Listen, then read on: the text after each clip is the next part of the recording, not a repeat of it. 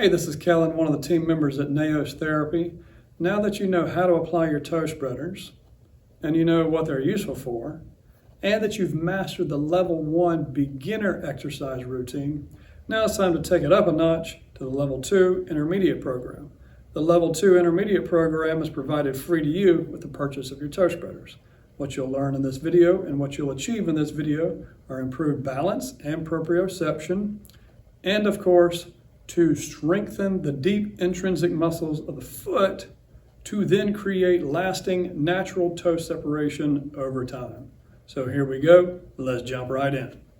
Okay, so equipment that you're going to need for the level 2 program, you're going to need your NAOS toe separators and a band loop.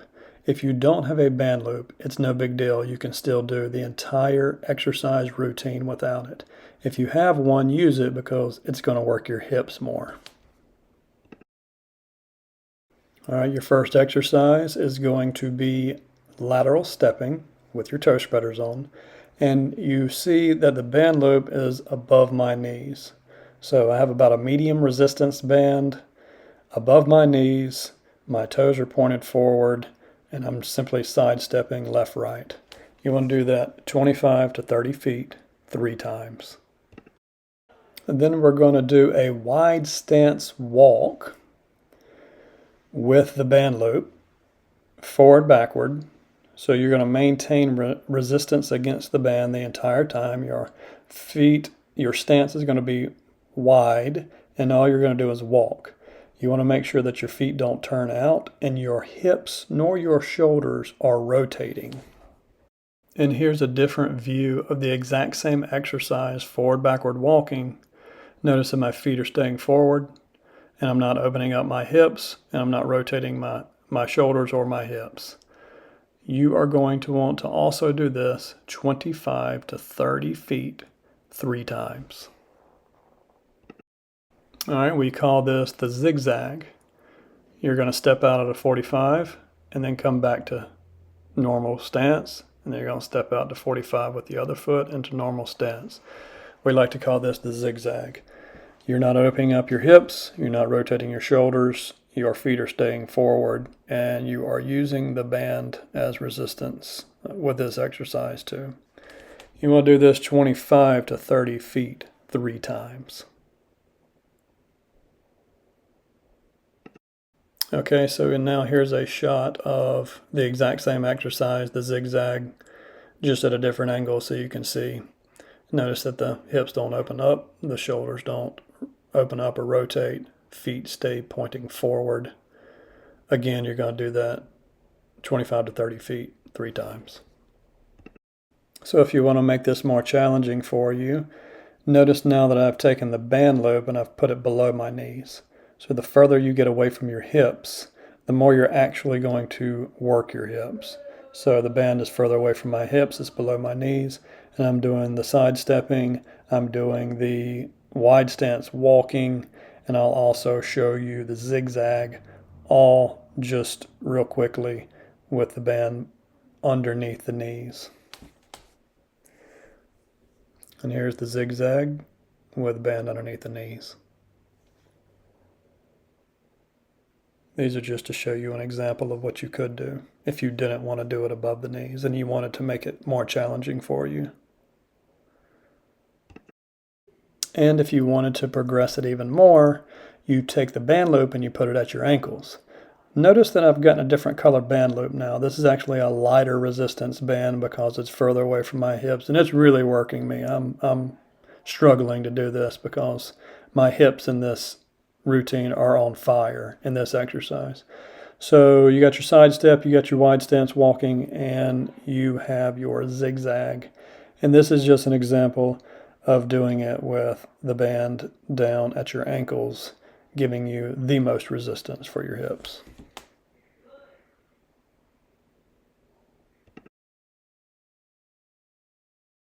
Okay, now we get to ditch the band loop, and all we're going to use right now are toe spreaders. This is going to be a tandem stance, one foot directly in front of the other, and you're going to do head turns, keeping your balance the whole time. The head turns are going to add a little extra challenge and challenge you from a balance perspective. You're going to turn your head to the left and to the right 7 times.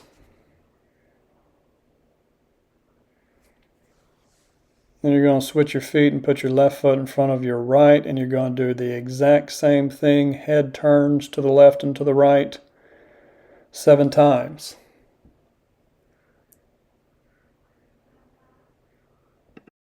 Next up, we have a single leg balance with head turns.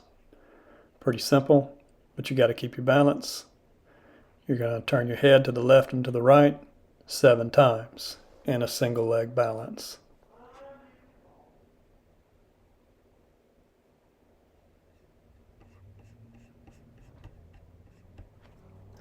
Then you're going to switch your feet, and in this example, I'm on my right foot doing head turns 7 times.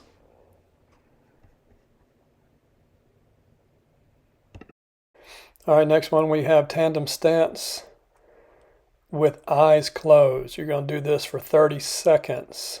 You're going to try to keep your eyes closed for 30 seconds. You probably want to have a stable object in front of you, such as a countertop or some kind of column or a wall or something like that, just for safety reasons. Next up, you're going to switch your feet and do the exact same thing, tandem stance, eyes closed for 30 seconds. Closing your eyes causes you to work your vestibular system, helping you know where your body is in space.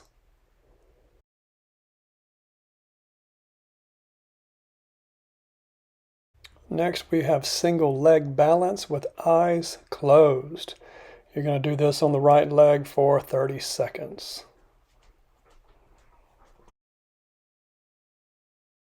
Then switch over to your left leg, and you're going to close your eyes again for another 30 seconds.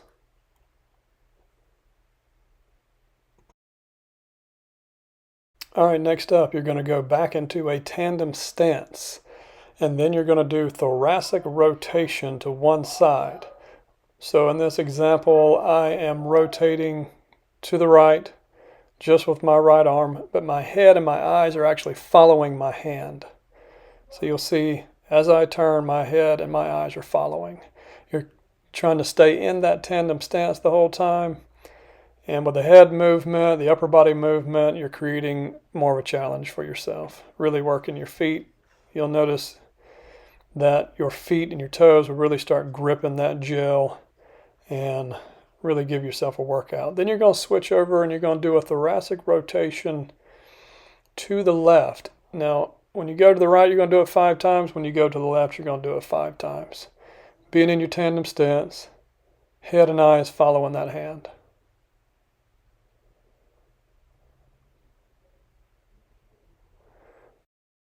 Okay, and then you're not done yet, so you actually have to switch your feet and then do 5 more thoracic rotations to the right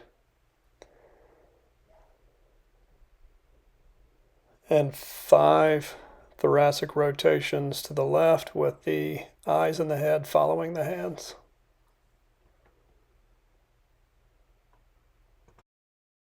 This one may actually look similar to some of the other exercises we've done in the level 1 routine, but it's actually different.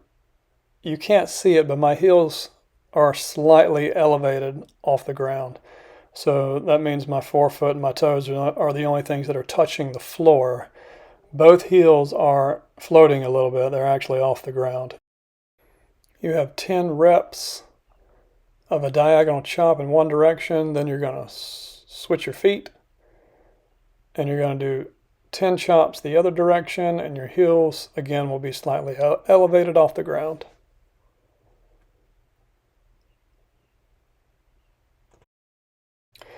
And here we are with heels still slightly elevated in a tandem stance. I'm just showing you different directions you can do with your arms. One, I'm kind of doing a jumping jack in that first one, and then a horizontal abduction in the second one. And once again, the heels are slightly elevated. 10 each direction. All right, this will be the toughest one of them all. I'm in a single leg balance and my heel is slightly elevated off the ground. I'm going to try to stay in this position for 30 seconds. not allowing my heel to touch. So I'm just on my forefoot and my toes. You can see that I'm struggling a lot here.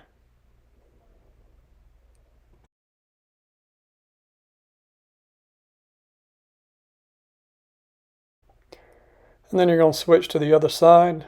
Single leg balance on the left foot, heel slightly elevated. 30 seconds again on this one.